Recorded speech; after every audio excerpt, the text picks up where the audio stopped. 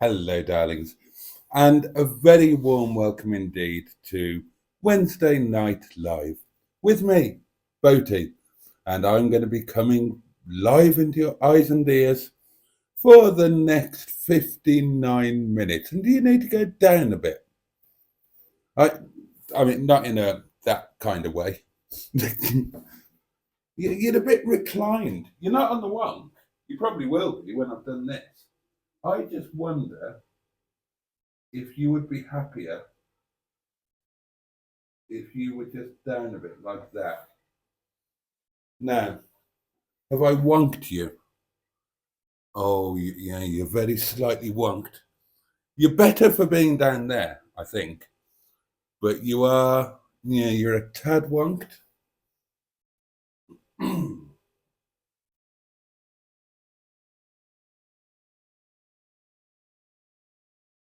Oh, that was quite delicate. See how that's worked out.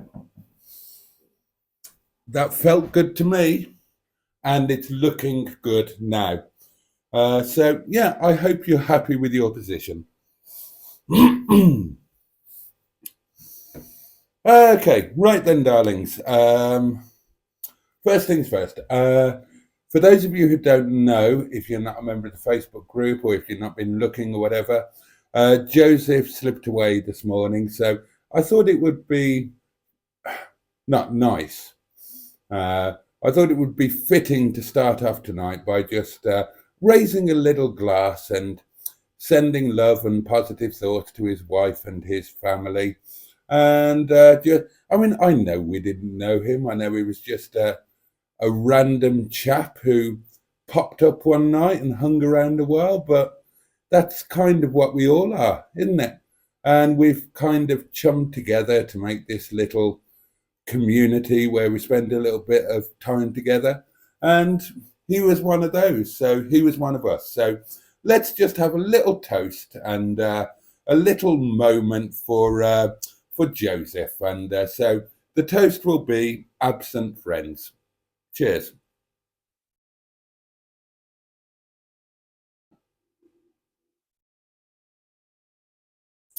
Oh, that's nice. Bless you, Joe. Now then.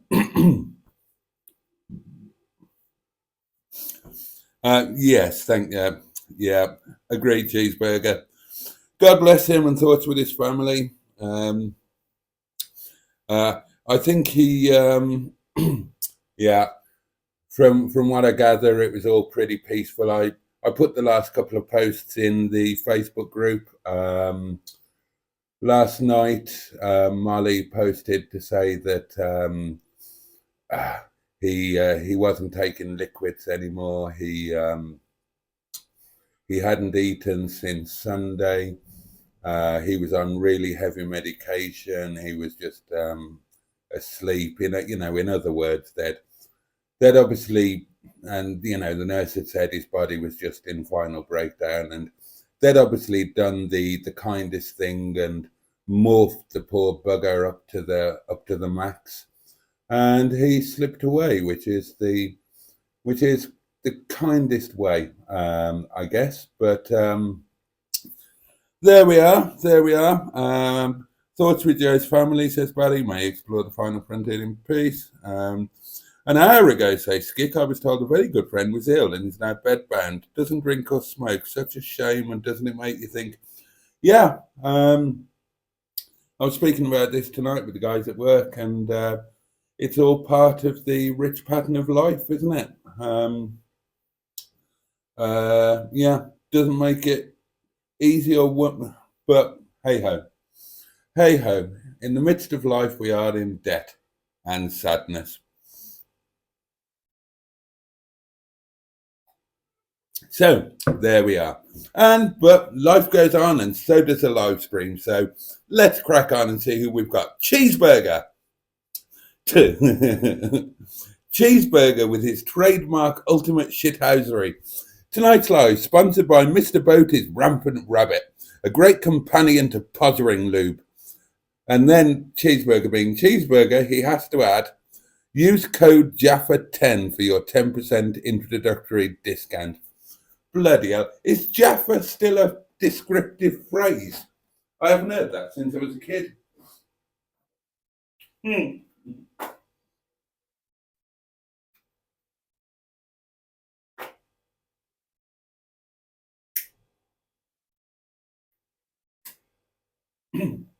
For those who don't understand the Jaffa reference, it's a reference to, God, going back to their 70s or 80s, Jaffa seedless oranges. So in slang, a Jaffa was a gentleman who was infertile.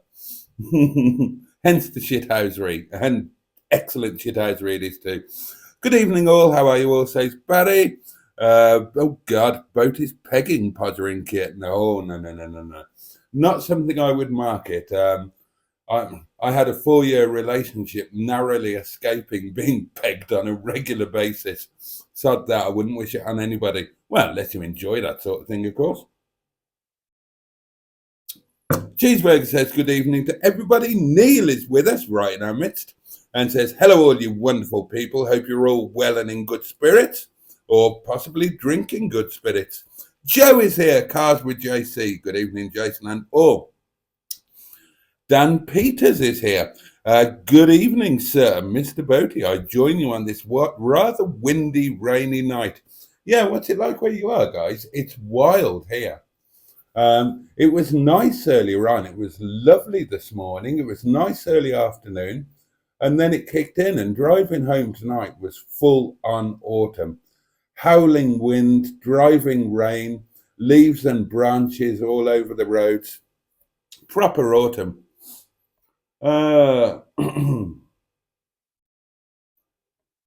Barry says Jaffa is better than firing blanks. Yeah, that was the other one. That was the other one. Firing blanks.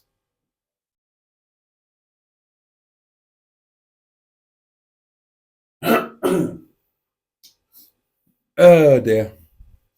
Now then, if we were still a country that had capital punishment, so we executed people, ideally criminals, or, but mistakes can happen. And if executioners were chosen on the same basis as jury service, in other words, they were picked at random, but you were very well paid for carrying out the execution. Let's say that you were paid expenses and a one-off fee of, what should we say, £15,000, 15 grand plus expenses. And if your name were to be picked, would you go ahead and execute somebody for 15 grand plus expenses? Or, as you can with jury service, would you make your excuses to get out of it?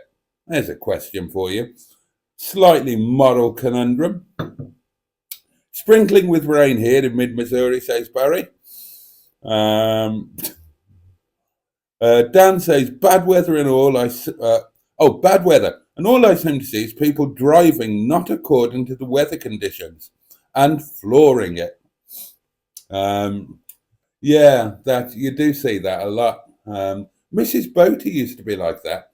She didn't change her driving style at all. Now, I'm not a slow driver. I mean, there are times when I choose to meander. I often choose to meander, but I can also get my clog down um, when appropriate or when I fancy it.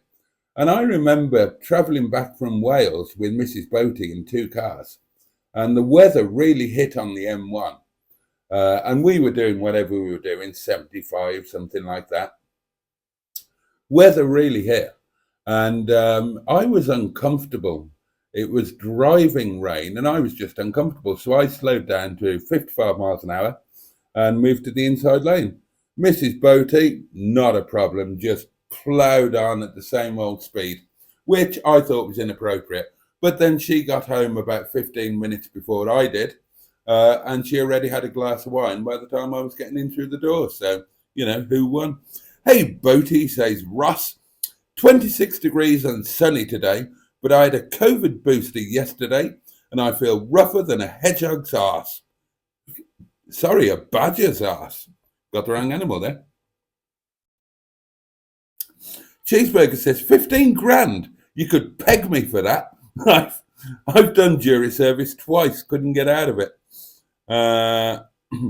Skick says, if it was serious sex offenders and it had been proved without any doubt, I would do it for free. I think we've kind of had this conversation before, haven't we? How could it ever be proved beyond any doubt? Or could it ever be proved without any doubt? Specifically, a sexual offence. I mean, DNA evidence can be quite damning with some offences, but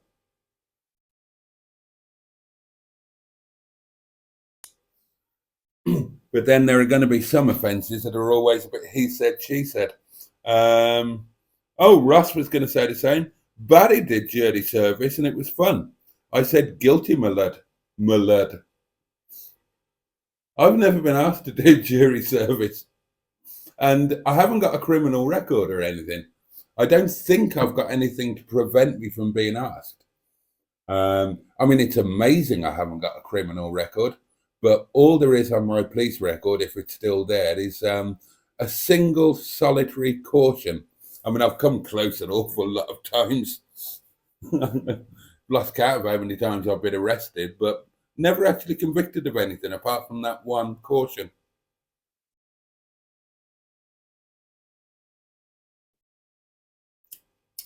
COVID booster, says Cheeseburger. I'm not old enough in the UK, but not sure I would have one. Had all the others, but I think immunity should be building now. Ah, well, there's an interesting topic for discussion, isn't it? COVID boosters and flu jabs. What are you doing about that? I mean, I'm the wrong side of 50 now, so I probably qualify for something or other along those lines. And where did you stand on the whole COVID thing? It's a shame we didn't have this when COVID was going on. I'm sure there would have been some very full and frank discussions because, my God, but we can talk about it now. How did you deal with COVID? How did you deal with the pandemic? Did you do everything you were supposed to? Did you do it by the book? Did you wear a mask? Have you had all of your COVID inoculations and boosters and whatnot? And how do you feel about it now? I hope you declared your caution on your Esther. I don't think I did. Or was that? Or that might have been before. Oh God, I'm trying to think now. Well, I've been to the States loads of. God, well, I've certainly been to the States after the caution. When did I get the caution? Yeah. I've been loads of times, and I don't. Good question, actually. I don't recall ever declaring it to anybody apart from you lot or a dinner party.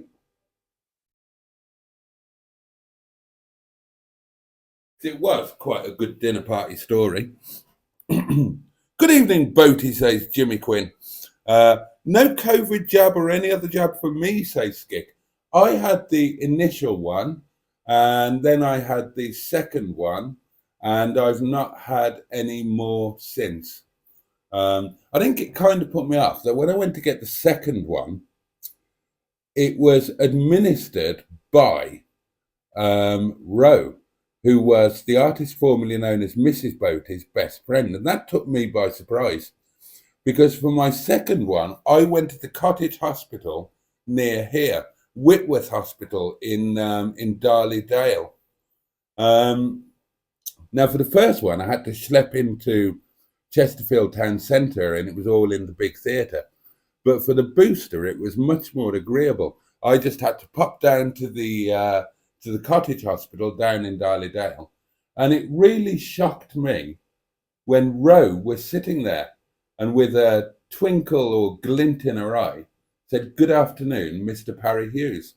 Now, to explain, Roe was Maggie's very best friend. She didn't like me, and I didn't like her much.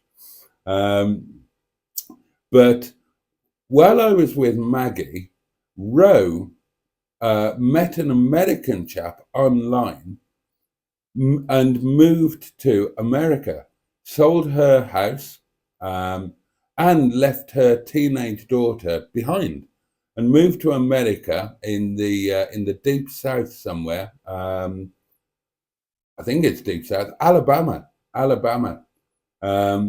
And yeah, started a new life with this American chap. And that kind of, a few people thought, well, gosh, especially me. I was one of the ones who thought, well, gosh, because she had plenty of opinions about me and my life choices. And I thought, well, bloody hell, all of that spouting off.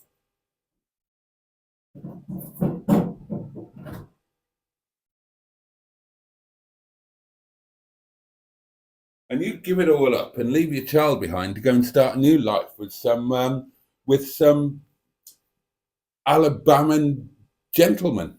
And it all seemed a bit, but anyway, so that happened and she made the best of it. And I became friends with him. His name was Lynn. Lovely guy, actually. Really nice guy. And the last time I saw Roe was in Las Vegas. She and Lynn came to meet us in Vegas. I was out in Vegas with Mags. And again, that kind of cemented the dislike because typical that I would get the blame for this, right? I'm out in Vegas. So this might come as a surprise to you, but I'm not particularly gay. Well, I'm not remotely gay. Well, Mustard reckons I'm 40% gay. And anyway, that's not really the point. I was going with a stereotype there. What I was going to say is that I had no interest in going and watching any of the Vegas shows. I didn't want to go and see Celine Dion or Bros or whoever, the Tom Jones or whoever the hell else was in residency at Caesar's Palace. No interest in that at all. So the girls went and did that sort of thing, and that left me and Lynn. So, I'm a gambler. I'm in a gambler's mecca. So I'm out there in Vegas doing my thing. Now, bear in mind, I'm a good gambler. I'm semi-pro, or I was. And bear in mind that Lynn is very much not. So we had a couple of nights around the casino, kind of late nights. I did pretty well because it's easy to gamble in the States. Those of you who live there or have visited who are gamblers, you'll know that. All of the rules are different because either Americans or tourists visiting America, they don't seem to be particularly smart. So they have to make it a bit harder for them to lose money. So they're going to lose their money, but they try and extend it a little so they don't lose all of their dough on the first night. So if you actually know what you're doing, then it's surprisingly easy to make a few quid in Vegas. as long as you avoid all of the other traps that there are out there. So I'm out there with Lynn. We're having a laugh. I'm doing fine, not really noticing how Lynn's getting on. And Lynn was a bit skint. He was a bit like I am now. He had a big old house, which where he lived cost about sixpence. He had his own lake, but he didn't have 2 shillings to rub together, really. He had big boys' toys, he had a pickup truck, he had a boat, but he kind of lived very much hand to mouth like I do now, except that I understand he had a bit of a habit, a bit of a habit and a bit of a habit, that sort of thing. But anyway, that's by the by. He was a nice guy and I liked him very much. And I didn't like Ro. And I can imagine she made his life a bloody misery. So if he wasn't bloody snorting the devil's dandruff beforehand, he probably would have bloody well been after. But the point was, I got the blame for Lynn being out late and losing money.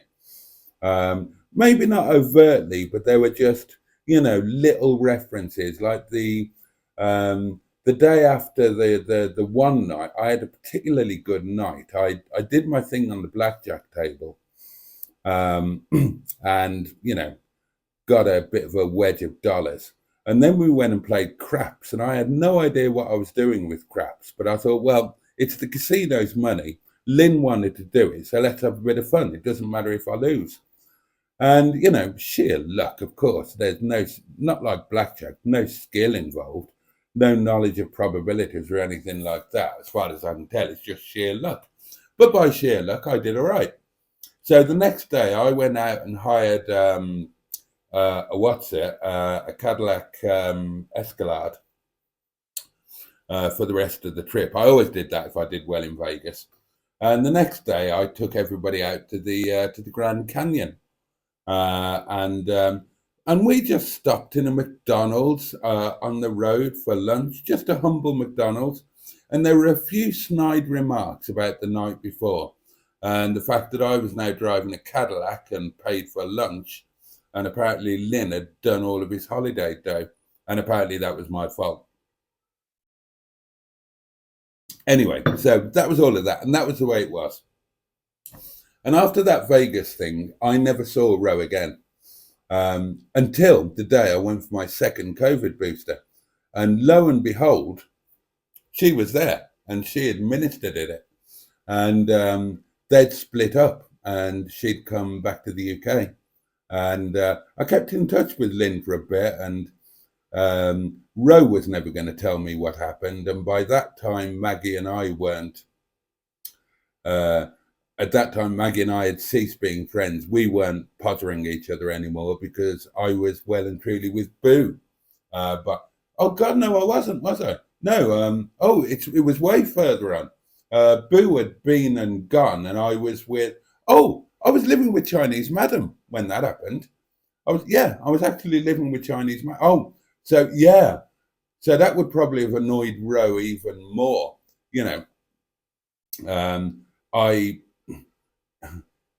I kind of spurned her best friend. Okay, Maggie divorced me, but she wanted the relationship to continue, and it didn't, and I got with Boo. So, there's a black mark against me. And then suddenly I rock up with a beautiful young Chinese. So, yeah.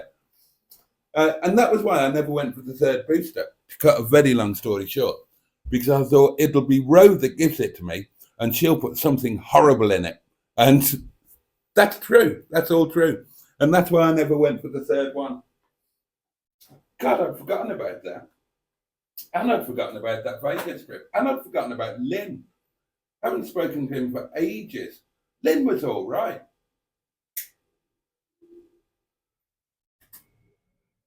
I mean, he might have been a lousy husband, especially for a UK woman who was used to different things. But, as a bloke's bloke, he was sound. He was great fun to hang out with. I'm sorry I never went to his place, actually, because that would have been a blast. Proper redneck thing, just drinking beer and arsing about the lake in a boat and shooting anything that moves, all of that sort of thing would have been fun. Where did I get to? Ah, that's it. I had my COVID and my flu jab 3 weeks ago, says Jimmy Quinn.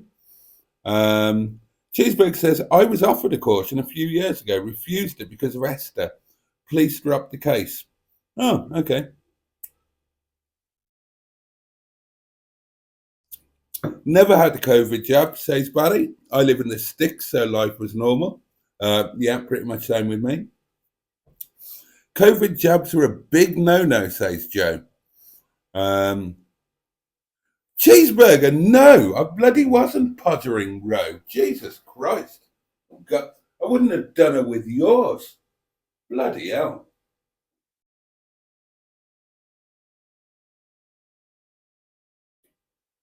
Gosh, what a horrible thought. Ooh, no, no, no, no, no, no. Ross says, I've got a compromised immune system, so I erred on the side of caution.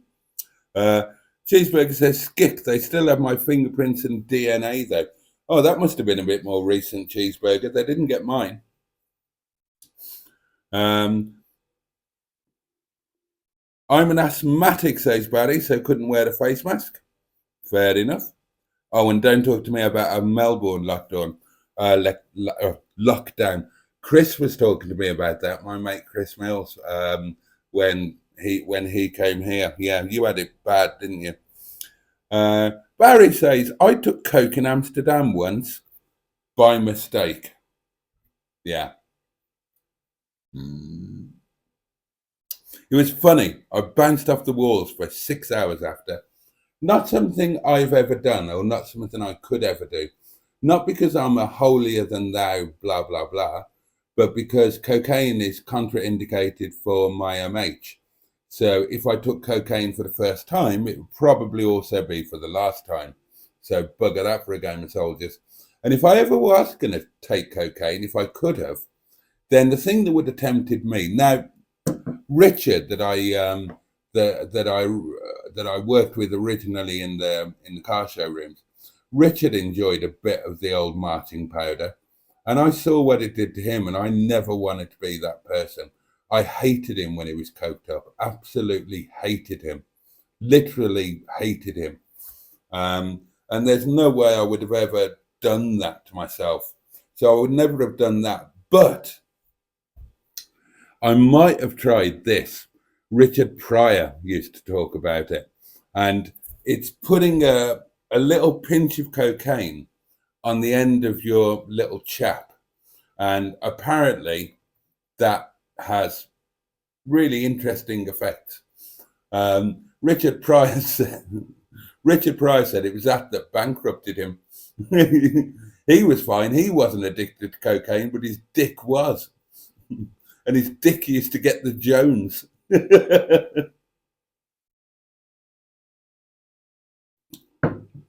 Oh dear.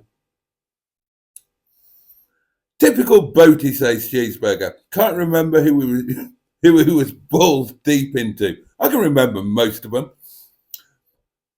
I don't think much of shagging these days, says Skick. Nice cup of tea and a full packet of jammy Dodgers, and I'm good. Yeah, exactly, Cheeseburger. That's what I was bloody worried about. God knows what she might have. Oh dear. I didn't dislike her, really. I just disliked the fact that she disliked me and kind of set herself up as, you know, I'm I'm perfect, so I'm in a position to judge you. I don't like that. We're all flawed. We're all imperfect. And I try not to judge other people too much. I mean, I am quite judgy in some ways, but yeah. You know how to party, Skick, says Cheeseburger. So, right. Well, God, I'm keeping on top of comments tonight, or are you lot just not talking much? Oh, there's only 15 of you. Oh, quiet night. That's nice. Oh, we can have a nice little settled, peaceful night. What else have we got to talk about? I took Sheeson to work tonight. First time for a while, and I enjoyed that very much. I had a really good lunch. Oh, I did have a good lunch, actually. What else to tell you? I finally bought some toilet roll after 4 days of not having any. Oh, a message health review. Tomorrow's live will be sponsored by Mr. Boaty's multi-purpose Coke. Inject it, inhale it, or dangle your dick in it. Oh, hello. Barry says, I like a good bang with my other half. Lol. Well, that's nice. I mean, it's nice when you still want to knock socks off your missus as opposed to anybody else.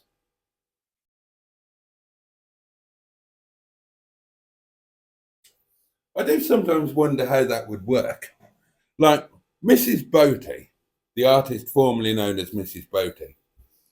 Mrs. Boaty is 60 years old now. Now, what if we were still married? Would I still be sexually attracted to her? I mean, would I be attracted to her because she's my wife and I love her? Or would I look at her and think, well, you're an old woman. I don't want to be doing that. Genuine question. Who picked me up on this? Cooper. It was bloody Cooper, Super Cooper. When I put a Facebook post up, it was actually a memory post from 2 years ago, when I was chatting up an old lady who was behind the tobacco counter in Sainsbury's, and I was chatting her up in as a joke fashion, because I'm chatting up an old lady. Little bit of flattery. She'll enjoy it. We'll have a bit of fun. She's not going to take it seriously because she's an old lady and I'm not an old man. And then we got to actually discussing the year that we were born, and she was younger than me, and she was actually taking my chatting up seriously. So I totally panicked, broke wind explosively, and had to kind of run away. And when I posted that memory, Cooper said something about don't come the old woman thing, because those of us who have known you for a long time, we know that you don't mind an older woman sort of thing. And it's perfectly true that when I was a younger man, I did used to go for slightly older ladies. My wife was 8 years older than me. Those that came before her were often, well, the ones that I had longer term relationships, quite a few of them were a little bit older than me. But that was when I was younger. So if I'm like 30 years old and she's 38 years old, then that's neither here nor there, really, is it? In fact, it makes a bit more sense because she's hitting her sexual peak, and I'm not as quite as far away from mine as I bloody well am now. But there's a difference between that and older women when, I'm nearly dead. So an older woman, you are looking at a genuine risk of cardiac arrest or something during the act of frightfulness itself. So yeah, I don't know how that would work. To be honest, after Maggie, I kind of went the other way, and I went younger, and God, they were progressively young. First one after Mags was Bernard, and Bernard is, oh God, how many years younger is Bernard than me? She's about, I think Bernard is about 7 or 8 years younger than me. Boo was about 10 years younger than me. And then Chinese Madam was, 20 years younger than me. Blimey, that's scary. Wait until midnight, says Ross, then the rabble will turn up. Yeah, well, they'll be too late. I'm a little bit knackered. I've had a brilliant day today, to be fair. I've been really productive. Got stuff edited, got it uploaded, did stuff for the restaurant. I've done laundry. I've done bits and pieces around the house, swapped some cars around. Yeah, it's been a good day.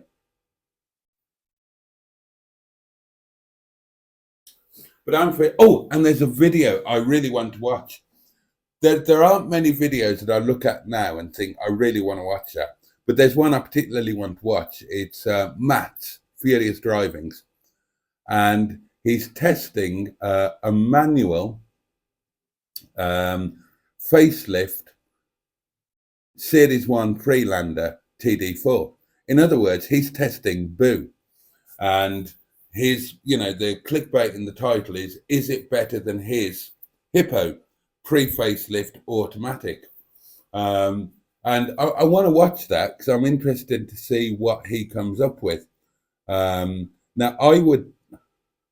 I haven't driven a pre-facelift Freelander early one recently, but excuse me,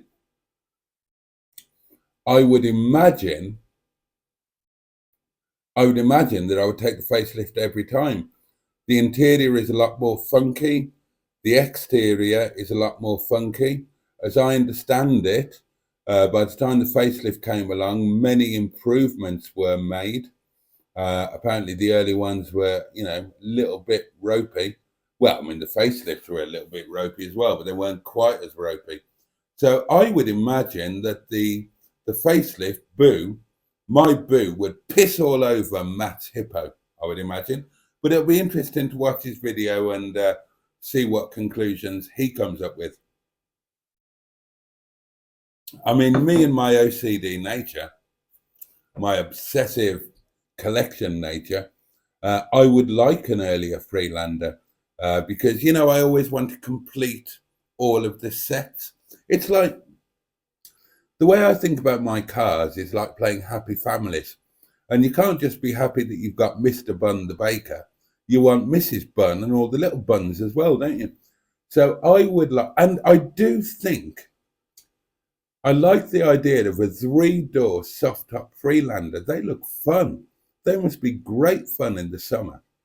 So yeah, in an ideal world, when I had unlimited space and unlimited funds, I'd like a pre-facelift Freelander, and it would be a 3-door soft top. But yeah, I do want to watch Matt's video, and I'm going to watch that after this while I make my supper, and and see what conclusions he comes up with.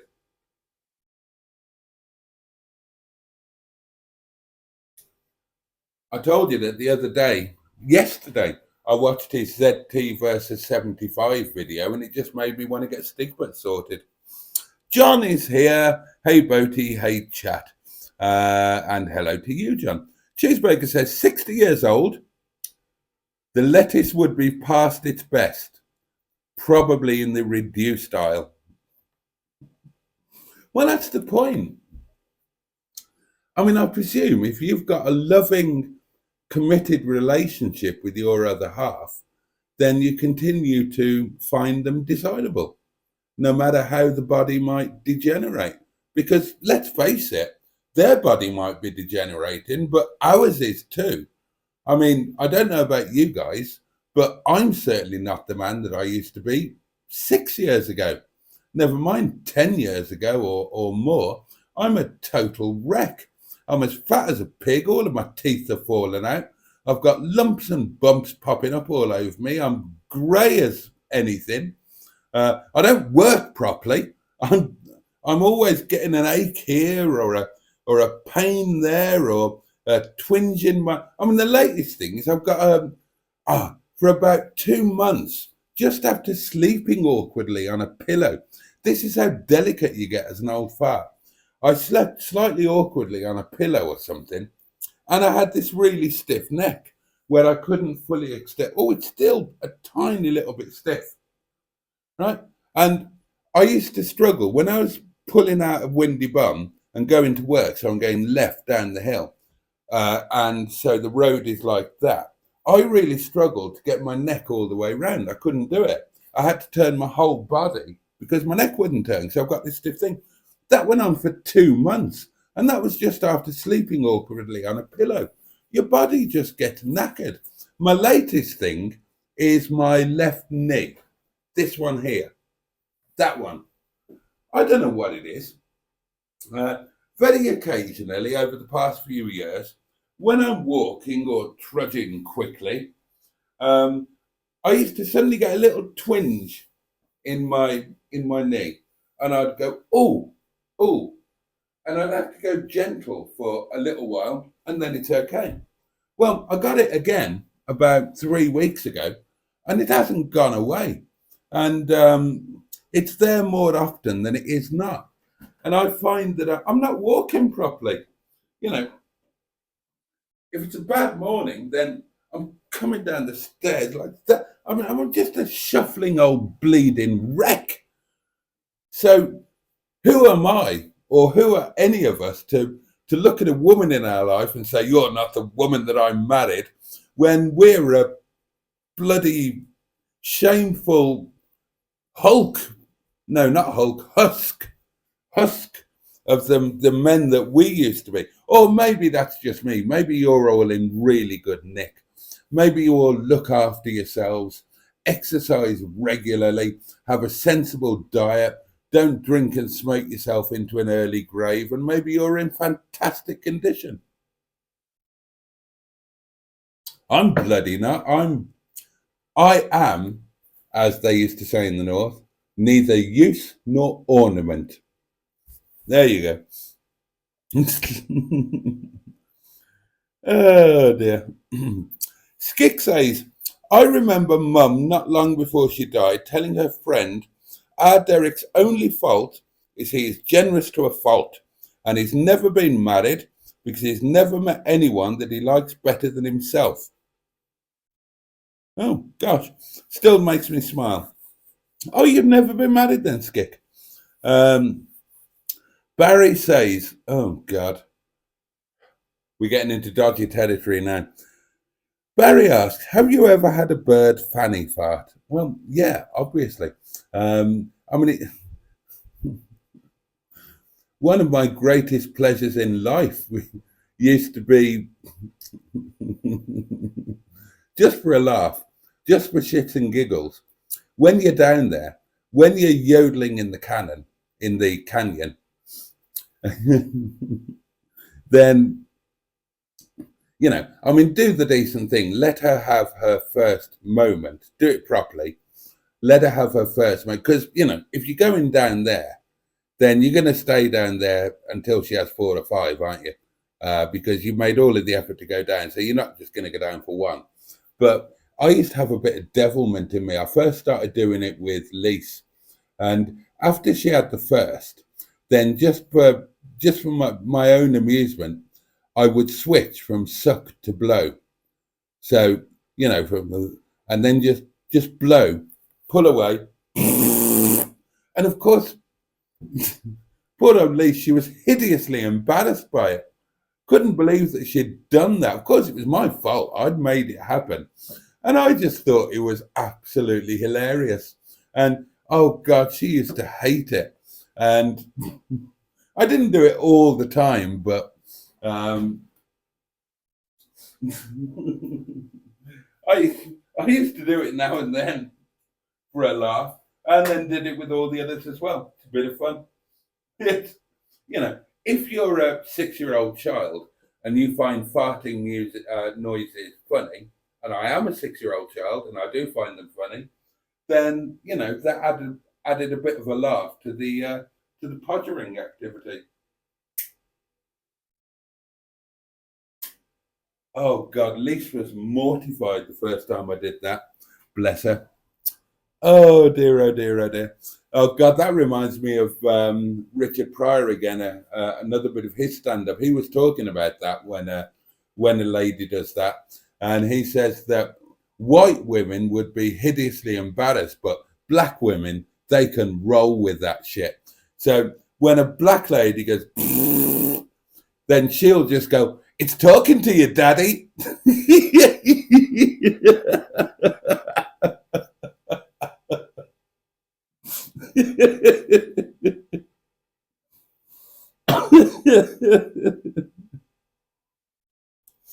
Boaty's getting more confused, says Jimmy Quinn. Yeah, well, it's bound to happen, isn't it? Ross says, I've got some Scottish square sausage in the air fryer for brekkie. Oh, blimey. Scottish square sausage. Isn't that lawn sausage? Or is that the Irish one? I might be getting mixed up. I must have tried it. I must have tried it in Scotland, if not in Ireland. Haven't had it for ages. I know that you can, somebody told me, one of you lot told me you can buy it in one of those cheap supermarkets. I might have to experiment with that. You know, I might do that one. I might even do it tomorrow now I've thought of it, because it's been mentioned more than once. What's it called? Farm foods, I think it was that was mentioned. Or was it the other one? Greenland. But that would make a good video, actually, wouldn't it? I could go. I know where there is a farmland, and I could go there. I could make a video of going there and look at all of the bits of the wonderful, cheap frozen food that I've been told about, and I could try it, and I could make a video about cooking it and eating it. That'd be quite good, wouldn't it? I could do that tomorrow. I could go to Green Farm and get some square sausage, or what was the other thing? Was it doner kebab meat somebody was talking about? And well, there you go. There's a feature. If I go to Farming Green, what should I try? What frozen goods should I experiment with and see if I could save money and really enjoy some things that you can't get in the mainstream supermarkets? That's a good feature, that is. God almighty. I surprise myself sometimes, darlings. I quite like the idea of that. Now, there was another idea that I had. We made, at work today, we made sheep kebab.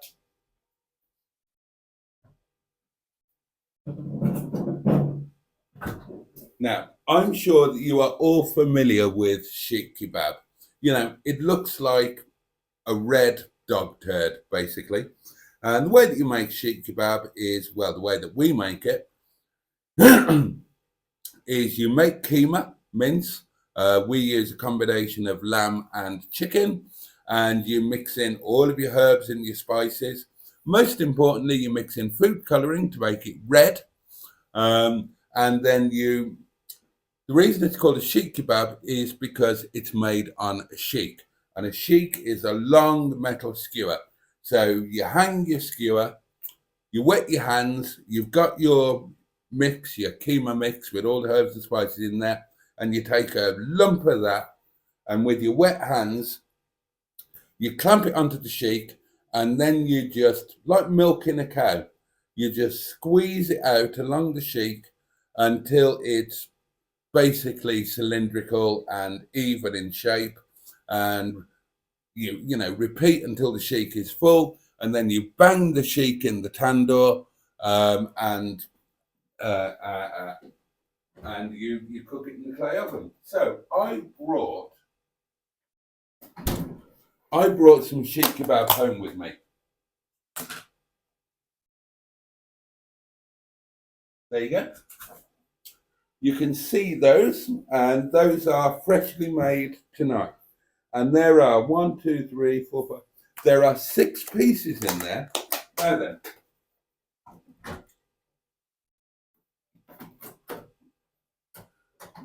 Three of those pieces I'm going to have for lunch tomorrow.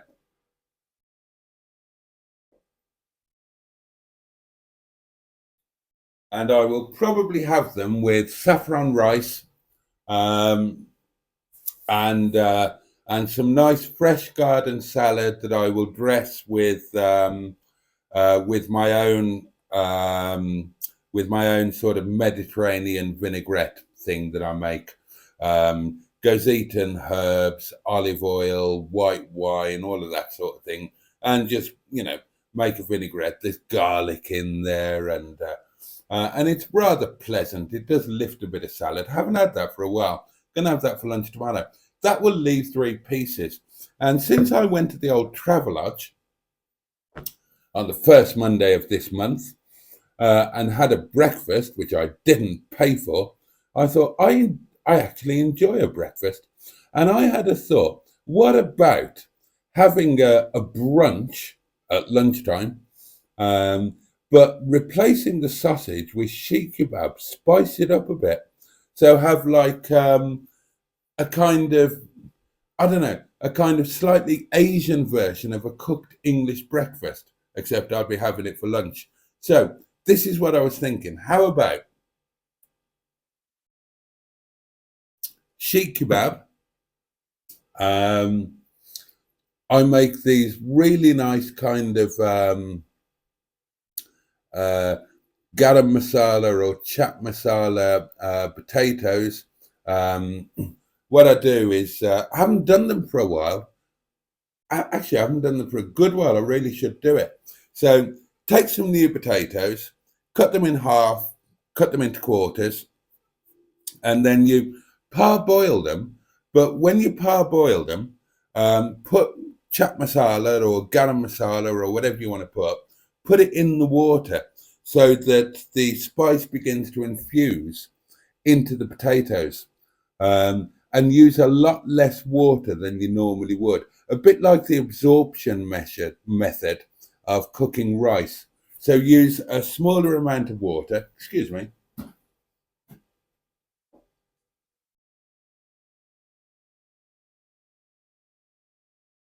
and keep cooking them so that eventually the water is just disappears.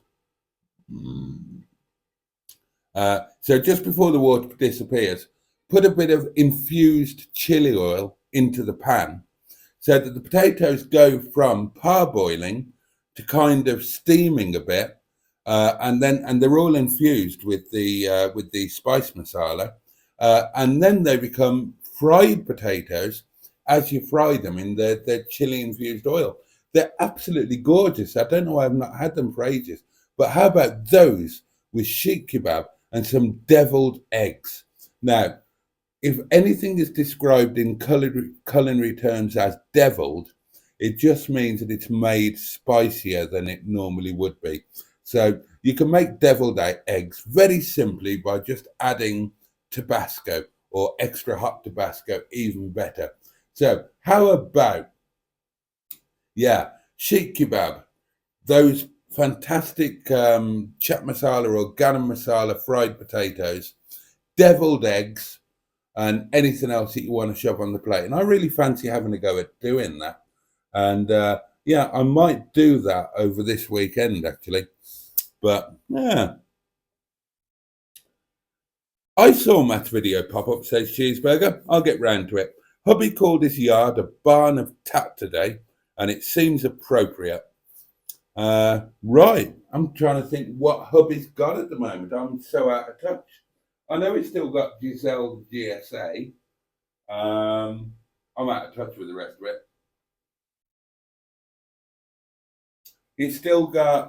He's got what's her name? Ellie the 2CV. Um, Foxanne went, didn't she? Oh, he's got that big Australian thing. He's got the bloody Citroen van. And he's got those two little Japanese things that haven't been on the road for about 4 years. Anyway.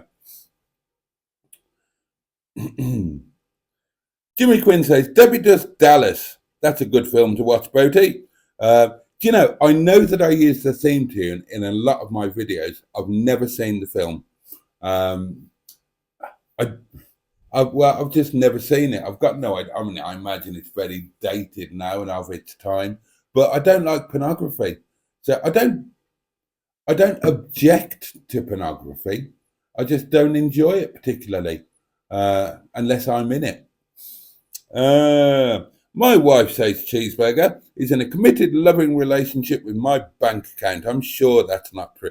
I'm sure, Cheeseburger, that you're an incredibly lovable man. I bet you are.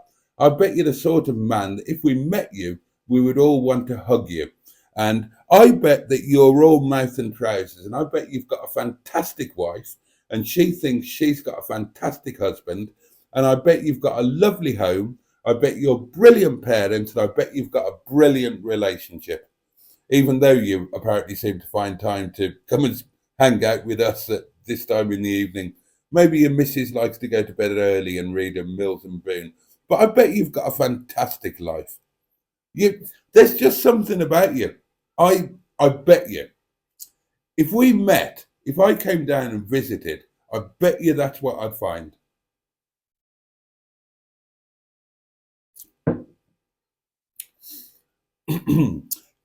James Wilson is here and says, I just hope in 30 years' time I'll see the young age of 52 as a happy thing if I reach it.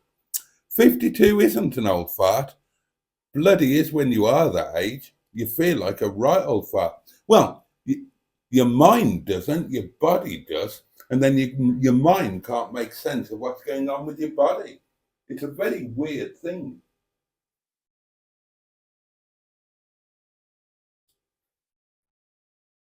When I was a younger man, I was often accused of having been born middle-aged and grumpy. And I used to, that was a joke. And I used to jokingly reply that I wasn't born that way. I achieved it through hard work. But I didn't know I was bloody born. Now that I actually am middle-aged and grumpy, it's terrifying. The things that go on. God above. And you tell young people, and of course they don't believe you. They think that it's a joke. But I mean, there's a lot of comedy routines over the years being done about being middle-aged, and it comes across as a comedy routine, but it's all based on total bloody truth. I remember Billy Connolly doing loads of funny stuff about the terrifying things of growing old, and it's all true. It's all true. Oh, video title. I forgot about those. Will he still love me when I'm 64? That's a good one, actually. We'll screenshot that. Stephen S. Paul has joined us 4 minutes before we're about to go. I might have been before that. I might be behind. Good evening, sons of England and other people. Ross says Boaty suffers from a bout of hypochondria. Yeah, that's what the hypochondriac puts on his gravestone, isn't it? See, I told you I was ill.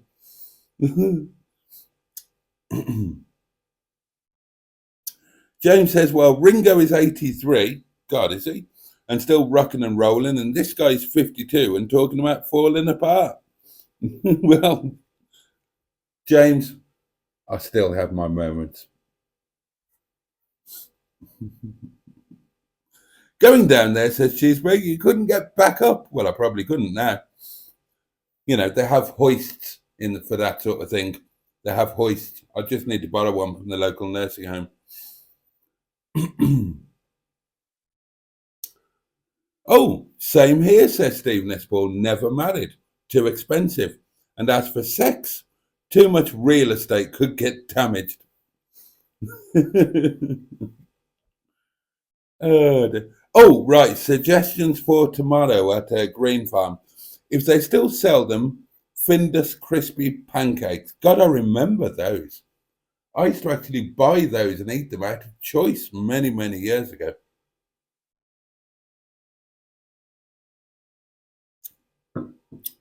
If you go to farm food, say Skik, get some duck in hoisin sauce.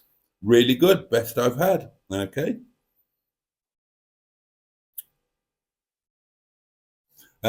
Ross says James Paul McCartney played Adelaide last night and is heading over to Melbourne. He did 34 songs apparently, so still has it. Last time I heard him live, he was bloody awful. But that's bloody awful by the standards of a young Paul McCartney. In terms of an old man, he sounded great.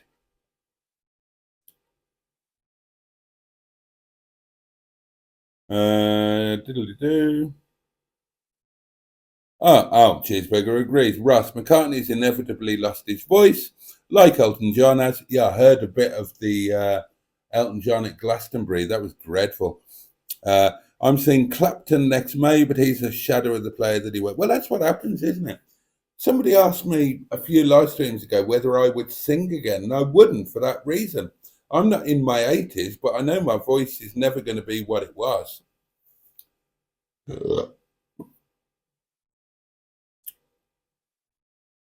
Ah. Oh, hang on, we're having an argument about the. We're arguing about whether Ringo is a decent chap or not, and apparently he nearly murdered Barbara Bach in a drunken frenzy. Gosh. Oh, hubby, says Cheeseburger. The Daihatsu is rotten. Daihatsu. Daihatsu. Daihatsu. Oh, the charade. Yeah. Invocar needs work. I'd love to have a go in that thing. I really would.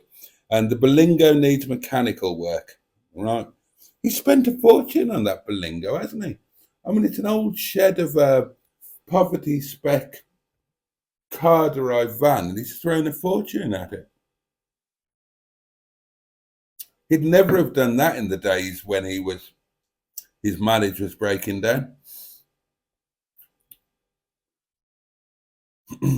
And he's still got that mullet, says Ross. That's first for the chop.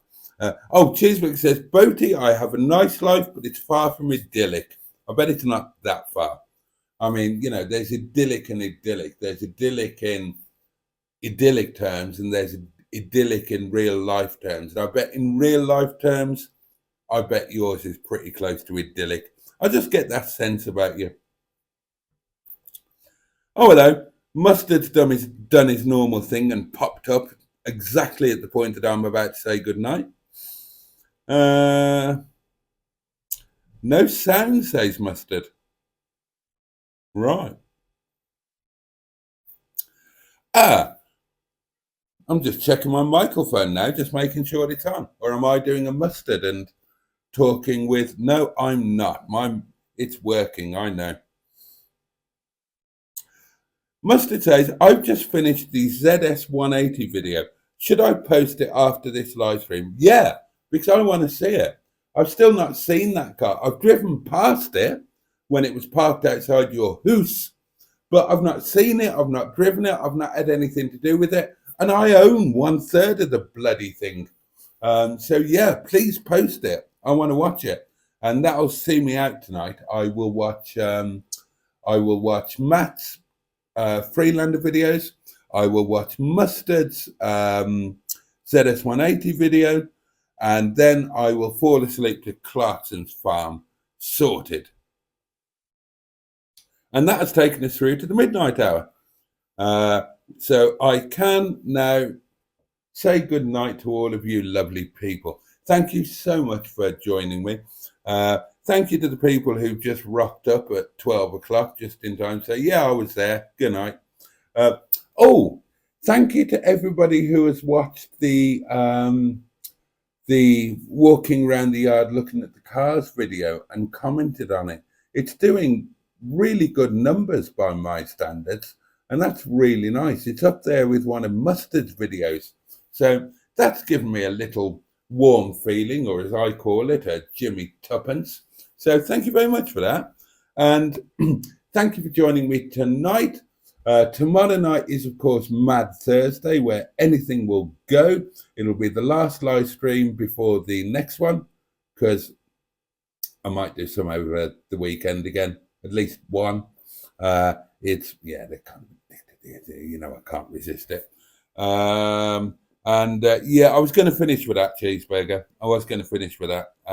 So there are some people here at the end of the live stream who weren't here at the beginning. So for the benefit, again, for those who don't know, Joseph, who was a little part of our community for a short period and who appears to be a jolly good egg. And he has, earlier this morning, he had a short but intense, it wasn't even a battle with cancer, was it? I mean, he got a very, very rapid terminal diagnosis, and he took it on the chin like a man. He kept his chin up until the very end, until he couldn't any further, and he slipped away this morning. So again, a toast to Joseph and a toast to absent friends, and also a little toast to us. The fact that we just little ramshackle group of slightly weird strangers that are dotted all around the world. We find each other on a regular basis and we enjoy some time together. And I'm so grateful for you all. And I love this mad little thing that we've got. So Joseph, you guys, and absent friends. Cheers.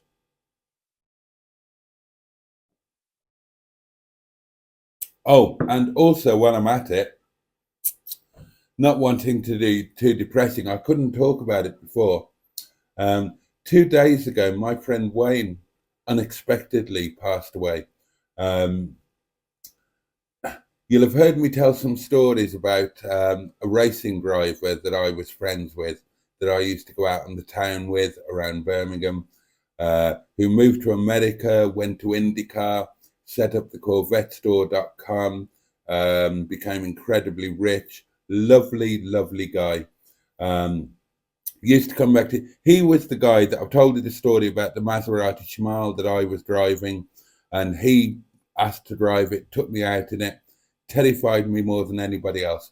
I had no idea. I didn't even know he was ill. But 2 days ago, I got a text message out of the blue from Richard, um, my the guy I worked in the car business with. We're Facebook friends. We're still close, but we don't chat privately. We haven't chatted privately other than on Facebook for about 5 or 6 years. And he sent me a message saying, really sad news. Wayne has passed away. Please don't mention anything on social media because it's being kept quiet for various reasons that I won't bore you with. And it went public tonight. So, yeah, apparently he went in for a triple heart bypass and he didn't survive the operation. So another little toast to my old mate Wayne and to everybody. I mean, he was a well-known guy. So yeah, there'll be anyway. We're all looking forward to Mustard's ZS180 reveal. I can't wait to drive it. Mustard says that it's amazing to drive. I'm really looking forward to it. And just to remind you all that it is a Mustard and Boaty Do Cars car. So bear in mind that when you watch the video, you can buy it. It is for sale, but not until I've driven it. Don't worry, it's not silver. I won't be wanting to keep it. And Mustard won't want to keep it either because it's going to be very, very thirsty. So you can definitely buy it. All right, darlings, that's it for tonight. Thank you so much for your company. Do join me again tomorrow night, 11 o'clock. Do keep an eye out tomorrow for yet another daily diary for you. Well, for all of you, channel members and non-channel members, you both get a daily diary every day now, don't you? And there will be another Mustard and Boaty Do Something video tomorrow as well. So, oh, for God's sake. 8 minutes past midnight. I'm just about to say goodnight. Hi, everyone. Oh, bloody hell. Oh, there we are. All right. Night, darling. Sleep tight. Much love from me. Have the best day that you can tomorrow. Have a safe and peaceful night. And I hope to see you tomorrow night, 11 o'clock.